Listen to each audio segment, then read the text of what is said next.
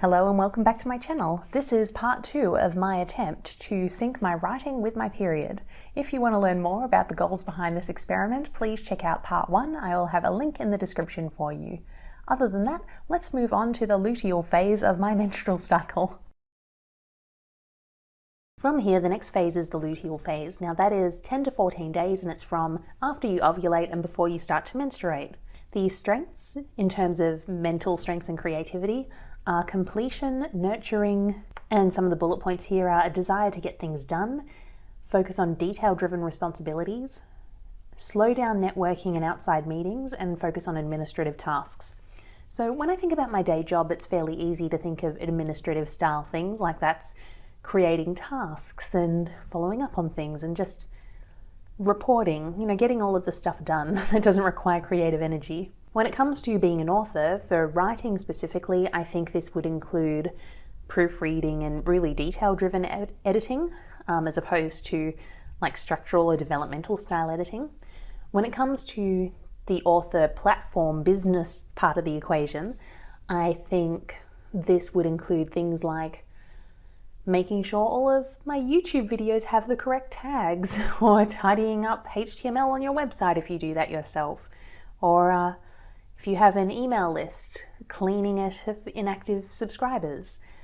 Now, given the stage I'm at in my journey, the only thing I can think of is like going through my YouTube videos and making sure all the descriptions are okay and that sort of thing. But I try to stay on top of that when I'm publishing them, so there's nothing really to catch up on. And the other thing is, obviously, I don't have anything that's ready for editing. I have Powerless, which I can read, but I want to save that for the menstrual phase because that's when you're supposed to be evaluating. So I don't think that fits in with the administrative detail-driven tasks. So I need to have a think about how the strengths of this stage apply to my current experience level as an author and the things I have on. If you have any ideas of the things an author could be focusing on in this phase, or any of the phases actually, please leave them in a comment below because I might be missing things. Obviously, I'm not an experienced author, so there are probably things I haven't even thought of, so please let me know your thoughts. And when I try this again next month, I can try incorporating some of your ideas as well. Hello and welcome to the menstrual phase of my cycle, aka my period. It has actually been a month since I last filmed, and the reason for that is because I knew that the strength of this phase is evaluating and taking stock. So it's a lower energy time in your phase. In terms of workouts, Alisa actually says in her book, a nap is a valid workout. So it's a time when you're supposed to, cuddle up and take time to reflect. So the mental strength of this phase is evaluating and taking stock, and I thought as a writer this would be the perfect time to review a draft from a macro perspective, so to figure out whether characters work, motivations, overall plot, and so on. And because I have a draft sitting in a drawer, Powerless, I thought this would be the perfect time to review that. However, 1 month ago it was the start of Camp Nanowrimo when I was starting a new project, and I felt like because that new project was so new, I couldn't risk getting distracted by my old one and getting sucked back into my old one. So now it's been a month, I'm on my period again, I've had a good month of focusing on that project, I feel like I'm as settled into it as I'm going to be. So today I'm going to be reviewing Powerless. The other thing I want to do today is evaluate something in my personal/professional life. I do have a potential job opportunity. I haven't mentioned this before because I've been in the interview process, but this week they're checking 2 references and I have my 3rd and final interview, so I'm fairly sure I'm going to get an offer. And I just need to figure out whether I actually want it or not, because I think when you're interviewing for something, it's very easy to fall into the trap of selling yourself on it because you're so busy selling everyone that's interviewing you. You're so busy putting yourself into the position of, yes, I'm the best candidate, yes, I'm a good fit, yes, I can do all of this, that it's easy to lose sight of whether or not you actually want the opportunity. So I think today would be a good day to also do some journaling around that and just figure out where I stand before the next interview comes up. Now, because it has been a month, I have actually had another cycle of writing and working and knowing what the theoretical strengths are of each phase of my cycle. And in my Camp Nanowrimo tracking spreadsheet, I actually added a column to it which listed which phase I was in at that time. So I thought I'd give a quick recap of what I've noticed over the past month since I last filmed. So the beginning of April was my menstrual phase. And during that time, I really struggled to get into writing this new book, Reciprocal Stalking. And in my tracking spreadsheet, I can see that I spent 4 days during that phase attempting to write, and I didn't achieve that much. So my lowest words per minute session was 12.98 words. My best one was 31.8, and I think sort of high 20s, low 30s is a decent session. It's not beating any records, but that's like a good productive session. And there was only one session like that during that week. I remember really struggling to do more than 15 minutes at a time. And I just felt like I didn't know the book well enough yet to get started. Interestingly, I did have a session during that week that I've just listed as sorting out thoughts, which is the sort of activity that does fit perfectly into the menstrual phase because that's when you're evaluating and figuring things out. So all in all, it was the first week of the project. I don't think that helped in terms of writing, but it's also interesting to note that this was not the week when my communication and producing skills were at their highest, and that seems to show in the writing results. The next phase after that was the follicular phase.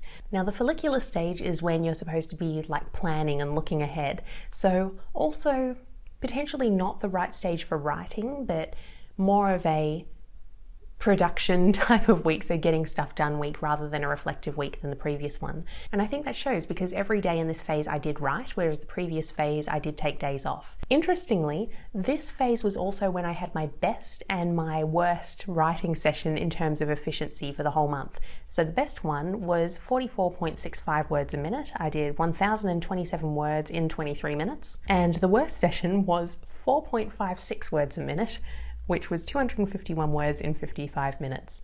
Now, unfortunately, because life happens and other experiments happen, this is not a controlled experiment. It's not like I was attempting to do the same activities at the same time each day and seeing how they change throughout the cycle. I probably should have done that to make this a more valid experiment. However, unless you're actually in a lab, it's very hard to switch life on and off and to stop doing other things. So what's interesting about this phase is that I started my trying to write every day at 6 a.m. experiment, and that's when that really, really bad day happened. I think it was Wednesday, so it was day 3 of the week. So I think that's more something that can be attributed to that experiment rather than the phase of my cycle. The next phase was the ovulatory phase, and this is supposed to be the highest energy part of the cycle and the time when your communication and collaboration is at its strongest. So in Alisa's book, this is when she talks about having meetings as well as writing blog posts and marketing material. When it comes to being a writer, this is obviously the week when your writing should be at its peak. In my case, this was the highest word count phase to date. So the number of words I wrote during this phase were 6,275.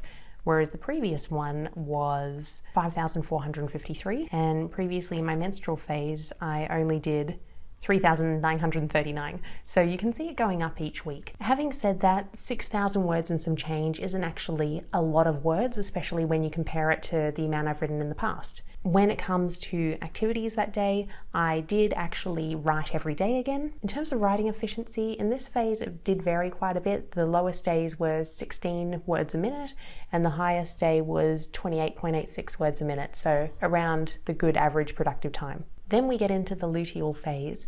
This is when, even though your energy might be high at the beginning of the phase, it does start to slow down. It's usually a good time to focus on administrative type tasks. In my case, this was also when the interview process started really picking up. So I had my first interview for this role on the 20th, and then after that I had 7 days to do a whole lot of assignments for them.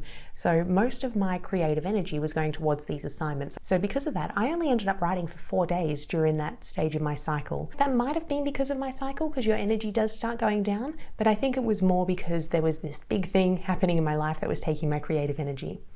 For those writing sessions though, I had another 28.25 word one, and then the lowest one was 13.17. So throughout the entire month, I fluctuated significantly based on my writing efficiency. I tried many different tools to get my writing done, but all in all, I don't think there was a strong correlation between my cycle phases and the amount I was able to produce for Camp Nanowrimo. So now that that review is covered, let's look at Powerless. I'm more than a little nervous about this. I've just finished reviewing Powerless, and it actually took me a lot longer than I was expecting. I mean, and who would have thought reading books takes time? But I started around, I think 9:30 this morning after I filmed this little intro, and now it's coming up to 3:30. And I did take a 1 hour break to go for a walk, but other than that, that means, 5 hours of reading. So there's an actual book there. I'm not sure how that didn't quite click, but I thought it would be a 1 or 2 hour thing. In terms of my effectiveness reviewing it, I have no idea if my evaluation skills were better because of this time in my cycle. I'm also not sure if what I did could be considered evaluating because I was rereading it for the first time, and maybe this time of the cycle would actually be better for after I've already reread it and I start going through it with not a fine-tooth comb, because detail work is better in the luteal phase, but maybe doing exercises like the story clock to map out the story so far and see at a macro level if it needs to be reworked. But all in all, I was pleasantly surprised by the experience, and I've covered that in another video, so if that video is out before this one, I will include a link in the description below. Now I'm going to have a break, and later tonight, or maybe tomorrow night, I'll evaluate the potential job offer that's coming up and see how I go.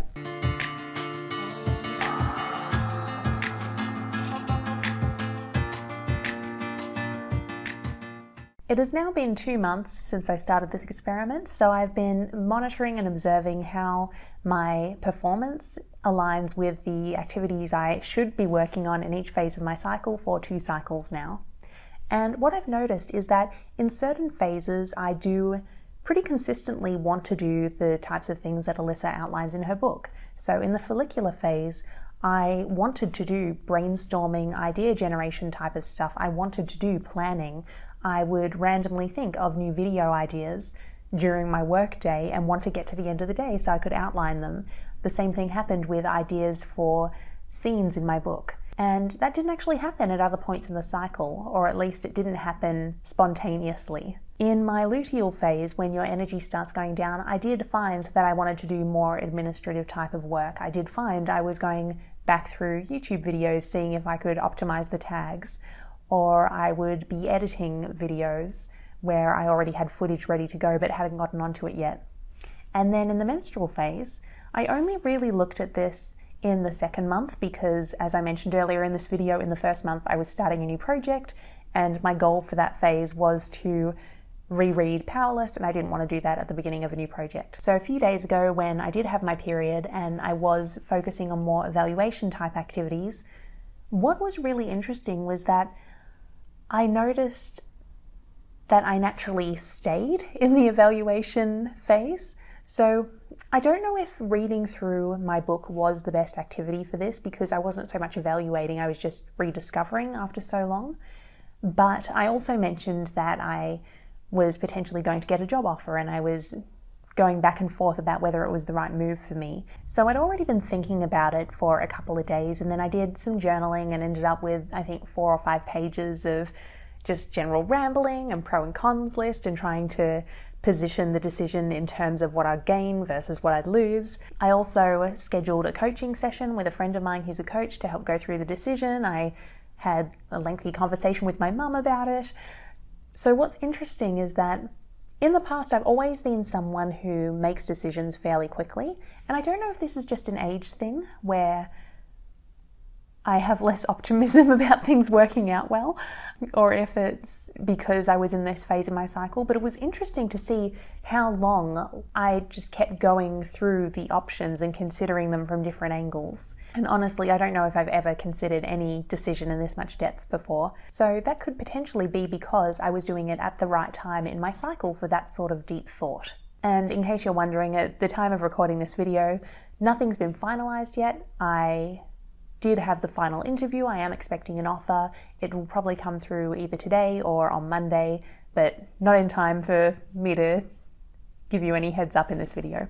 The one phase where that didn't seem to happen was the ovulatory phase. So this is the phase where your energy is meant to be at its highest and your strengths are communication and collaboration. So I would have expected high energy and desire to be writing and doing videos. And that didn't really happen. Like, I did videos, but I don't feel like my writing was any better in either of the cycles when I was looking at this. Beyond enthusiasm for tasks, I also wanted to look at energy and my performance. So in terms of energy, I do definitely feel much better than I did at the start of the year when I listened to that interview. I don't know if it's because of the FLO protocol. It could be because the days are getting much lighter, so there's much more sun. It could be because at the time of recording this outro, I've been working from home for 7 or 8 weeks now, I think. So even though things have been busy at work, there is slightly less energy expended when you're not physically going to the office. It's also easier to take it easier when you can lie on the couch in the middle of a working day or go for a walk in the forest. In terms of performance, there's nothing to indicate that I did certain tasks better at any point in the cycle, other than the fact that I did enjoy certain tasks at different points in the cycle.